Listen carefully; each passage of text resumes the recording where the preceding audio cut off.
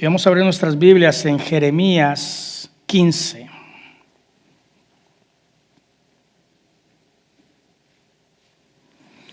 Jeremías 15, verso 19. Jeremías 15, verso 19, me dice amén cuando lo tiene. Amén. Leemos la palabra de Dios en el nombre del Padre, del Hijo y del Espíritu Santo. Por eso, así ha dicho el Señor: si te vuelves a mí, yo te restauraré y tú estarás delante de mí. Si entresacas lo precioso de lo vil, serás como mi boca. Haz que ellos se vuelvan a ti, pero tú no te vuelvas a ellos. Vamos a leerlo una vez más. Jeremías 15, 19. Por eso, así ha dicho el Señor: si te vuelves a mí, yo te restauraré y tú estarás delante de mí. Si entresacas lo precioso de lo vil, serás como mi boca. Haz que ellos se vuelvan a ti, pero tú no te vuelvas a ellos. Te damos gracias, Señor, por tu palabra. Te damos gracias por la oportunidad que nos das de estar en este lugar, Señor. Te pedimos que quites toda distracción, que nuestro espíritu sea receptivo y que pueda, Señor, aprender todo lo necesario para ponerlo en práctica en el momento oportuno. Te damos gracias, Señor, en tu nombre oramos. Amén. Puede sentarse.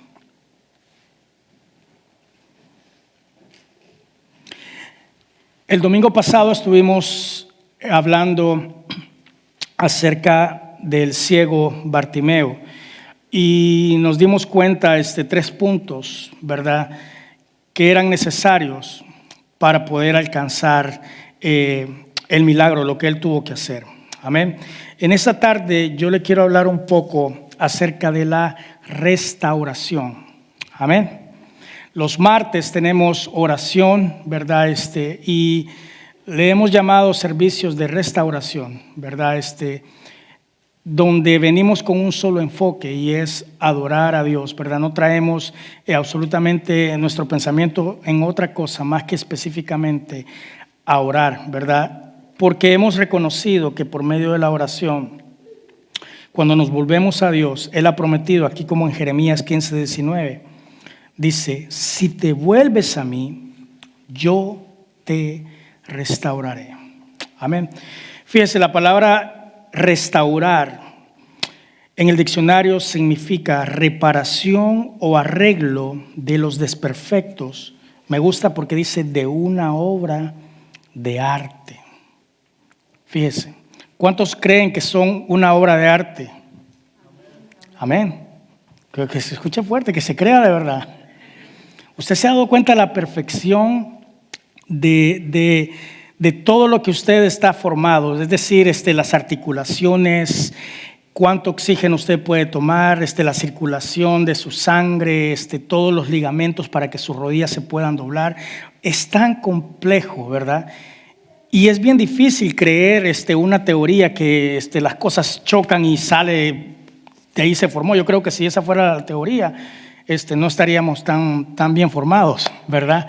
Pero si usted se pone a pensar, como dice la palabra restauración, es la reparación o arreglo de desperfectos de una obra de arte u otra cosa. Creo que todos en algún momento de nuestra vida tenemos que reconocer, todos tenemos que reconocer que en algún momento en nuestra vida necesitamos ser restaurados. Hay algún área en nuestra vida que necesita reparación. Amén. Hay algo en nuestra vida, alguna situación que necesita tal vez un pequeño ajuste, un pequeño arreglo. Ahora, el problema es cuando permitimos que el orgullo surja en nuestra vida. Amén. Cuando el orgullo nos hace sentir superiores a otros, ¿verdad? Cuando empezamos a sentirnos que no necesitamos de nada o de nadie, es donde el problema empieza. Y la palabra de Dios es clara. Fíjese, nos dice en Filipenses, este es el apóstol Pablo escribiendo a los Filipenses 2, verso 2 al 4, dice: completad mi gozo sintiendo lo mismo, dice, teniendo el mismo amor. Fíjese, que seamos unánimes, sintiendo una misma cosa. Y nos dice en el verso 3, que nada hagamos por contienda o por vanagloria, antes bien, con humildad, estimando cada uno a los demás como superiores a él mismo, no mirando cada uno por lo suyo propio, sino cada cual también por lo de los otros. Esa es una de las claves que como iglesia, como comunidad debemos de mantener. Uno de los valores de esta iglesia es que usted siempre tiene la responsabilidad de mantener la unidad. Amén. Cuando usted escucha de repente, está ahí en el cafecito allá y de repente escucha que alguien, un hermano quiere tener contienda con otro, su trabajo, su deber es mantener la unidad. Amén. Cuando alguien dice, pero ya te diste cuenta lo que hicieron y comienzan los chismes, ¿verdad? Usted tiene que inmediatamente mantener la unidad. Amén. Pablo aquí nos está diciendo que incluso que estimemos a otros más que a nosotros mismos. Hay lugares, fíjese, como en la iglesia de Corinto, que eran muy buenos y tenían todos los dones, pero ¿qué pasaba? Todos compartían y traían el pan y todos compartían la misma comida, pero llegó un momento en Corinto que empezaron las personas que tenían un estatus económico mayor, empezaban a traer otro tipo de comida, pero era solo para un grupito, era solo para ellos.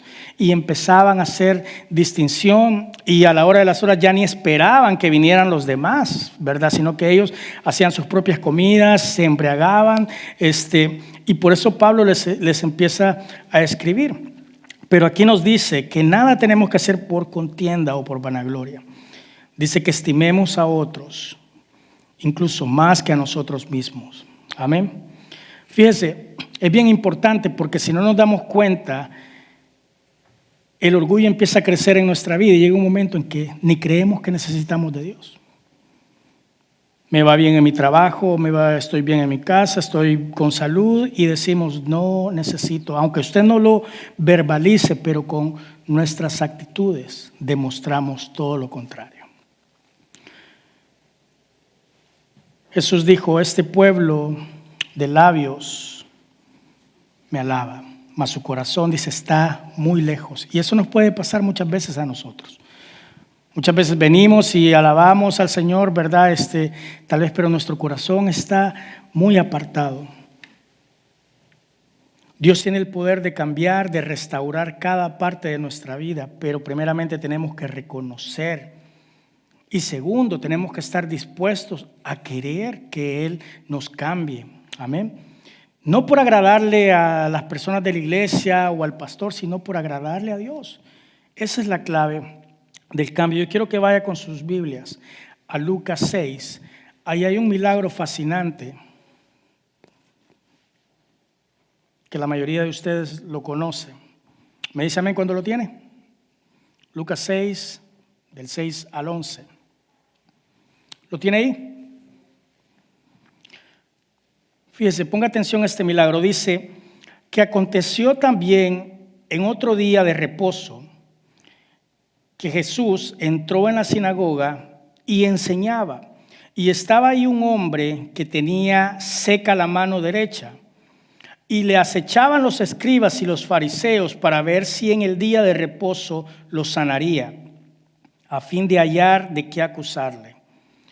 Mas él conocía los pensamientos de ellos y dijo al hombre que tenía la mano seca, levántate y ponte en medio. Y él, levantándose, se puso en pie. Entonces Jesús dijo, os preguntaré una cosa, ¿es lícito en día de reposo hacer bien o hacer mal? ¿Salvar la vida o quitarla? Y mirándolos a todos alrededor, dijo al hombre, extiende tu mano. Y él lo hizo así, y su mano fue restaurada. Y ellos se llenaron de furor y hablaban entre sí qué podían hacer contra Jesús. Fíjese, los mismos hermanos, en vez de alegrarse de una sanidad, salieron enojados porque Jesús estaba haciendo un milagro. Fíjese, podemos ver que en la sinagoga dice la palabra de Dios que estaba este hombre, pero tenía la mano seca.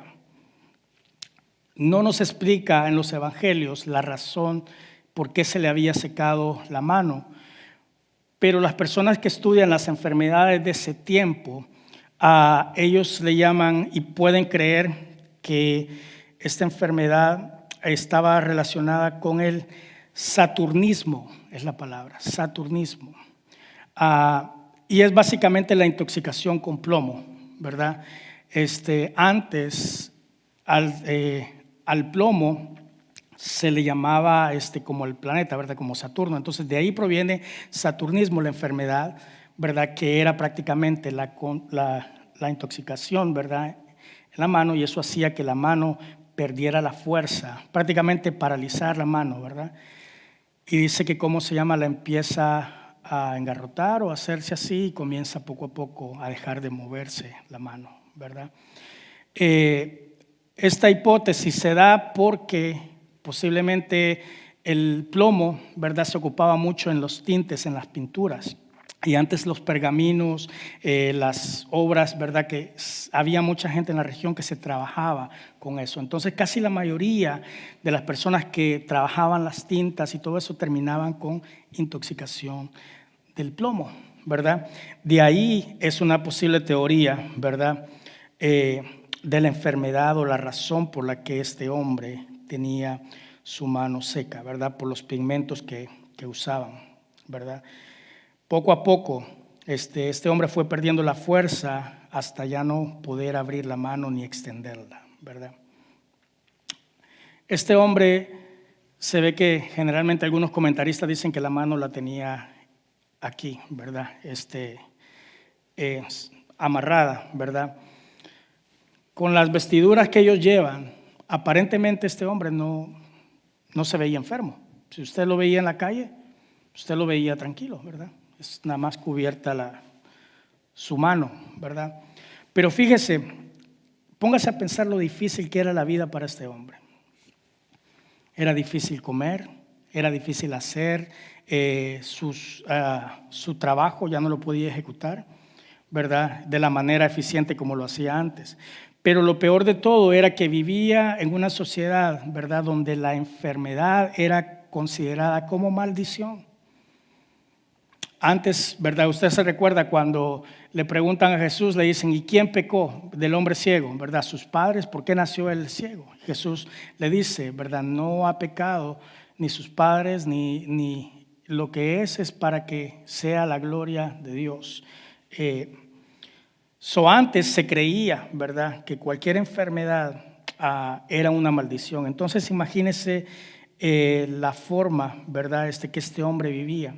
Sin embargo, algo interesante es que a pesar de su dificultad, a pesar de su enfermedad, llegaba al lugar correcto. ¿Sí o no? Porque llegaba a la sinagoga, llegaba a aprender, o sea, a pesar de su debilidad, de su enfermedad, él llegaba al lugar correcto, porque sabía que tarde o temprano iba a ver la gloria de Dios. Muchas veces nosotros tenemos problemas tal vez en nuestro trabajo, en nuestro hogar, diferentes situaciones, y a veces lo que el enemigo quiere es que usted se desconecte. Cuando usted se desconecta, entonces el enemigo, olvídese, lo agarra a usted solito. Ese es el problema. Cuando usted está en comunidad, aquí nos damos ánimo unos con otros, nadie somos perfectos, todos tenemos problemas, pero nos ayudamos unos con otros a caminar. Pero cuando usted se aparta, usted se aleja, es cuando el enemigo comienza a acechar con nuestra vida. Amén. Entonces imagínese, este hombre no parecía enfermo, pero sí había una parte que estaba seca prácticamente en su vida, ¿verdad?, que era su mano. Y eso pasa muchas veces hoy en día en la iglesia. Fíjese, así como este hombre de la mano seca que estaba en la sinagoga, igualmente, aunque no parecía el enfermo, así también hoy. A veces venimos a la iglesia y parece que todo está bien, parece que nuestra vida espiritual está bien, pero hay varias áreas en nuestra vida que están fallando, que ya están a punto de morir o que están secas. Tal vez nuestro matrimonio, tal vez nuestra familia, tal vez algún negocio, algún compañero de trabajo, alguna relación, ¿verdad? Muchas cosas que posiblemente, aparentemente, como este hombre, ¿verdad? Con su mano seca, parecía que estaba bien, pero escondía lo que estaba afectando su vida, ¿verdad? Muchas veces aparentamos en nuestra vida cristiana que se ve muy bien, pero en realidad algo está secándose y hay algo que se está muriendo en nosotros y tenemos que darnos cuenta antes de tiempo. Amén.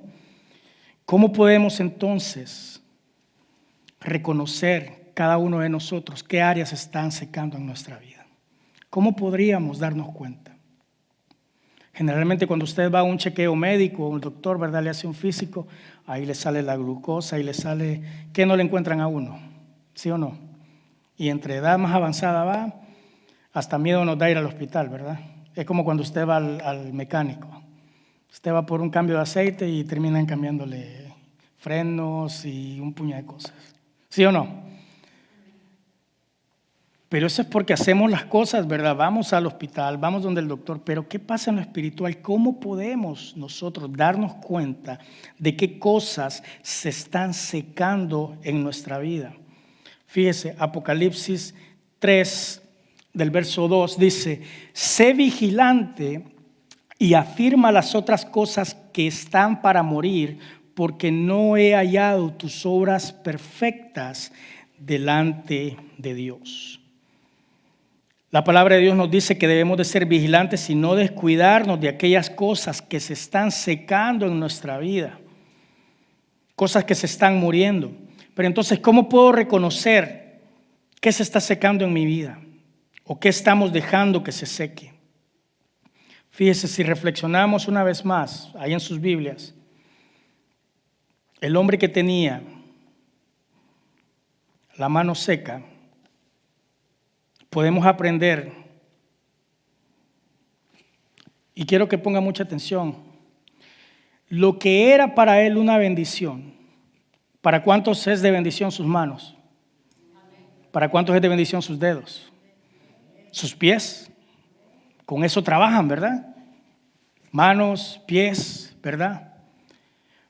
Pero para este hombre, lo que había sido de bendición, que era su mano, ¿ya ahora qué era?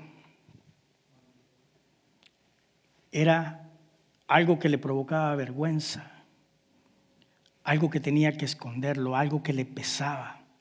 Amén. Fíjese, lo que era de alegría y tenía que ser de bendición para este hombre comenzó a ser un motivo de tristeza, de rechazo, de burlas, de menosprecio. En vez de que su mano fuera de bendición o de utilidad, se había convertido en una carga y en una molestia. Amén. Entonces, ¿cómo podemos reconocer qué se está secando en nuestra vida? Es sencillo. Cuando lo que debería de ser de bendición se vuelve una carga. Cuando lo que es determinado para ser de bendición en su vida y se empieza a sentir como una carga, alerta, porque quiere decir ahí que algo se está secando en nuestra vida. Amén. Cuando se vuelve una molestia, como por ejemplo la oración. La oración es una bendición. ¿Sí o no? Todo lo que pidamos al Padre por medio de la oración, Él nos va a dar paz, Él nos va a dar, nos contesta incluso las peticiones de acuerdo a su voluntad. Pero la oración es de bendición, pero ¿qué pasa cuando ya se vuelve una carga? Ya cuando usted dice, ay, ¿para qué voy a ir a la oración? Es porque algo se está secando en nuestra vida. Amén. Cuando congregarnos en la iglesia se nos ha vuelto una carga pesada, cuando debería ser un motivo de gozo venir a la casa de Dios. Amén. Tendría que ser bendición para nosotros venir, nuestra familia incluso. En vez de ser de bendición, llegar a ver a nuestra esposa o que vaya a ver a su esposo, a ver a sus hijos. En vez de lo que fue de bendición, para muchos hombres o para muchas mujeres se vuelve una carga y dicen, ¿para qué voy a ir a la casa? Eso significa que se ha secado algo en nuestra vida. Amén. En nuestro matrimonio, lo que es una bendición, pero para otros se vuelve motivo de enojo y de amargura. Ahora, ¿qué es lo que hace que esas cosas se sequen, que esas áreas de nuestra vida se sequen? La palabra de Dios nos da 3 razones y es necesario que las entendamos. Número 1, es por el descuido.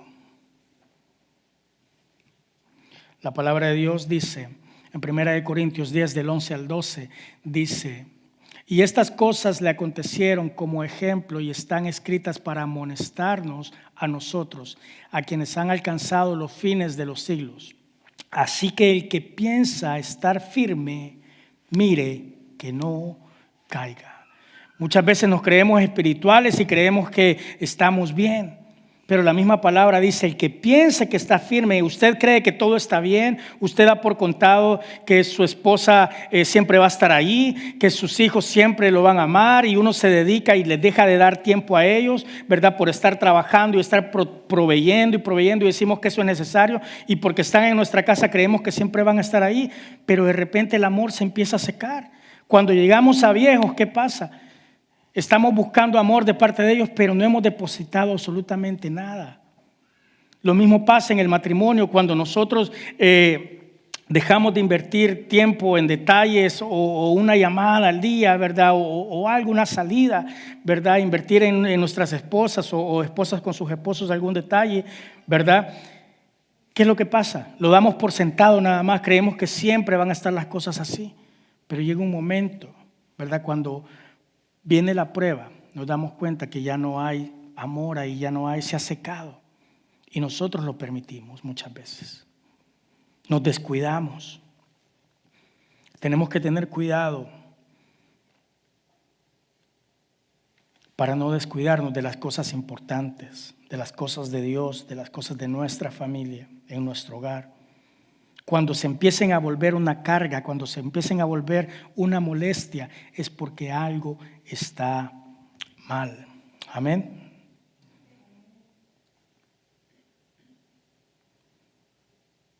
Muchas veces no nos damos cuenta y nuestra espiritualidad se está secando. El amor a la familia se enfría y ni cuenta nos damos. Claro, seguimos viniendo a la iglesia, pero ya no oramos como antes. Ya no dedicamos tiempo para platicar. Ya no dedicamos tiempo para compartir. Número 2, muchas veces se secan esas áreas en nuestra vida por soberbia y por rebeldía contra Dios. Proverbios 8:13 dice, el temor de Jehová es aborrecer el mal, la soberbia y la arrogancia, el mal camino y la boca perversa, dice Dios, la aborrezco.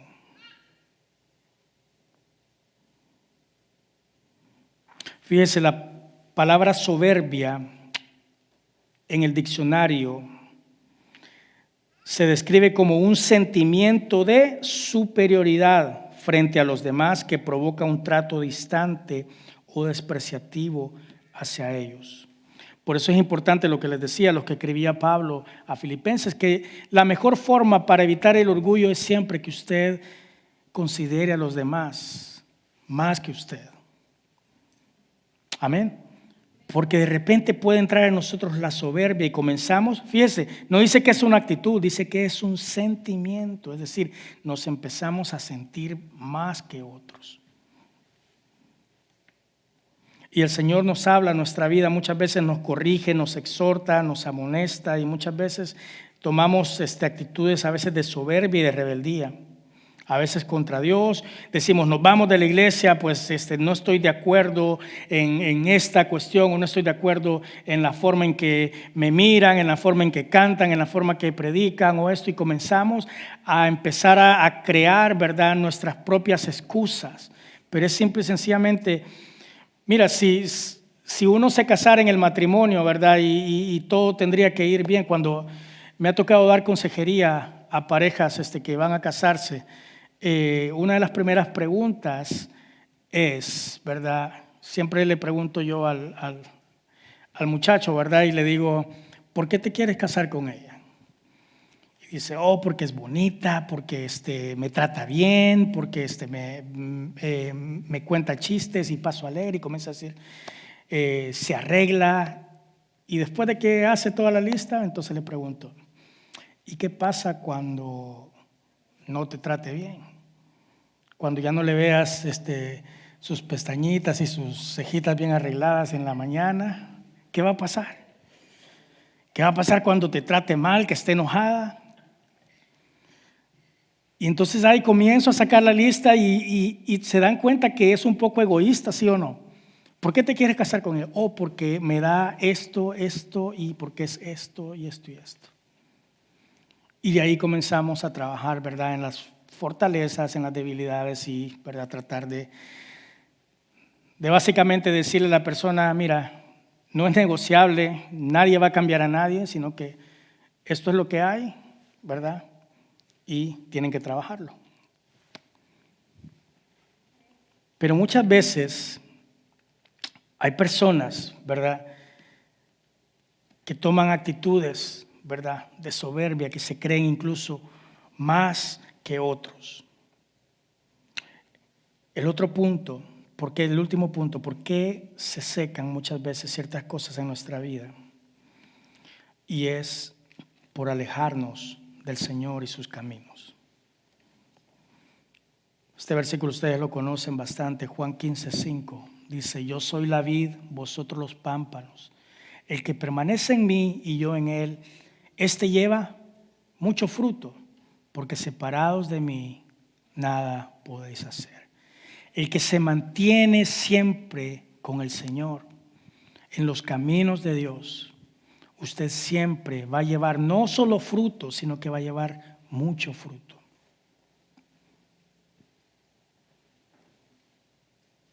Pero separados de Él, Jesús mismo lo advirtió y dijo, nada podemos hacer.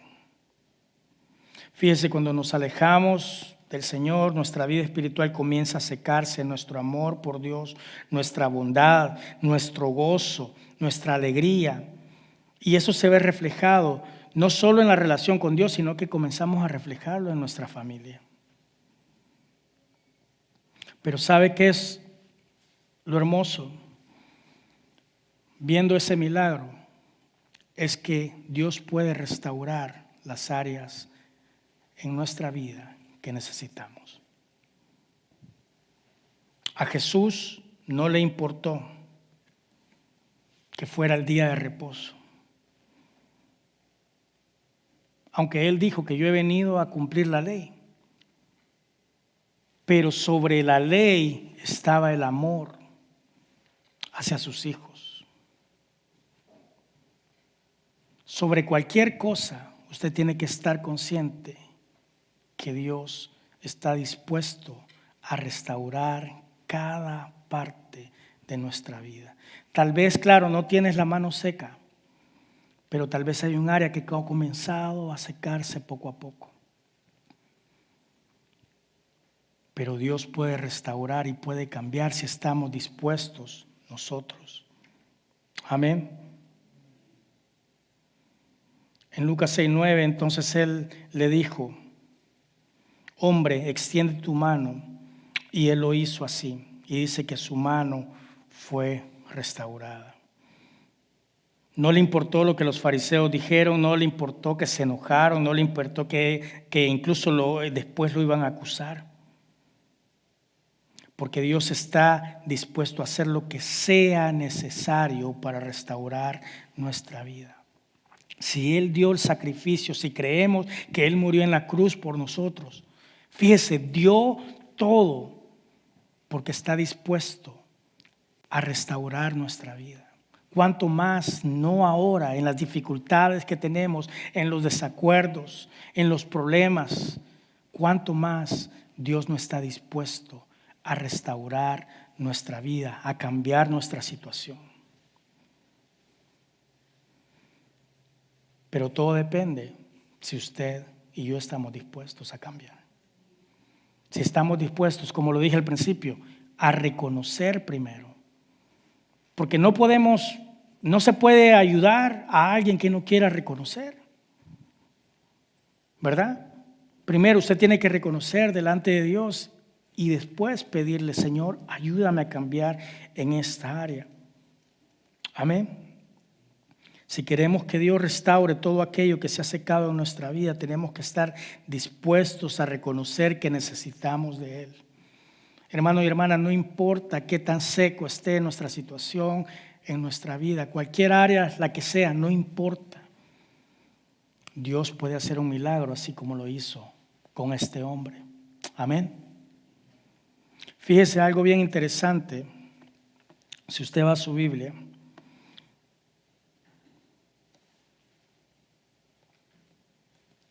si usted va a Lucas 6, donde comenzamos a leer,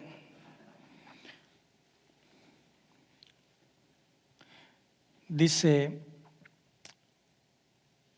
que estaba ahí un hombre que tenía la mano seca derecha y le acechaban los escribas y los fariseos. Fíjese que era una trampa. Los fariseos no querían en realidad la sanación de este hombre, sino querían que Jesús cayera en la trampa para acusarlo. Pero fíjese, mas él, dice el verso 8, conocía los pensamientos de ellos. Y fíjese algo bien interesante, que él le dijo al hombre que tenía la mano seca. ¿Qué le dijo? Levántate y ponte en medio. Esto hace resonancia con el mismo milagro de Bartimeo, ¿verdad? Levántate, le dijeron a Bartimeo. Él pudo, como lo dije el domingo pasado, él se pudo haber hecho la víctima y decir, Señor, pues que venga Él, yo soy el que necesito. Pero ahí está la clave, en no quedarnos tirados, en no quedarnos derrotados. Ustedes han visto, le llaman hay como un globo que es como el bouncing, o que usted le pega, ¿verdad? Y se regresa, y usted está pegándole y eso cae al suelo y se ríe. ¿Lo han visto? Esa es la actitud que nosotros tenemos que tener en Cristo. Cuando nuestro fundamento es Dios, cuando la base está, el enemigo puede tirar el golpe más fuerte para su vida, pero usted vuelve a levantarse. Dice la palabra de Dios que Él es el que cuida que nuestro pie no tropiece. Y en la vida cristiana, si usted tropieza o si usted cae, nunca hacia atrás, sino que cuando usted caiga, usted cae, pero se vuelve a levantar y sigue avanzando. Usted cae hacia adelante y se agarra fuerte del Señor para seguir avanzando. Hermano y hermana, la vida cristiana no es fácil, no es fácil, pero sí es posible si mantenemos constancia. Fíjese que este hombre primero le dijo, levántate, es decir, sal de tu condición, no te quedes ahí donde estás, pero y lo llama y lo pone, ¿dónde? En medio. ¿Sabe por qué? Porque él quería que todos vieran el milagro y la restauración de la vida de ese hombre. Muchas veces Dios nos va a llamar en medio y nos cuesta muchas veces, pero Dios nos llama en medio de la situación, muchas veces en medio de aquellos que te están haciendo mal, aquellos que se están burlando. Dios te coloca en una posición en el centro para que ellos vean la gloria de Dios sobre tu vida.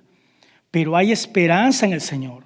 Si usted cree, si usted confía, hay esperanza que puede Dios restaurar aquello que estaba seco en su vida.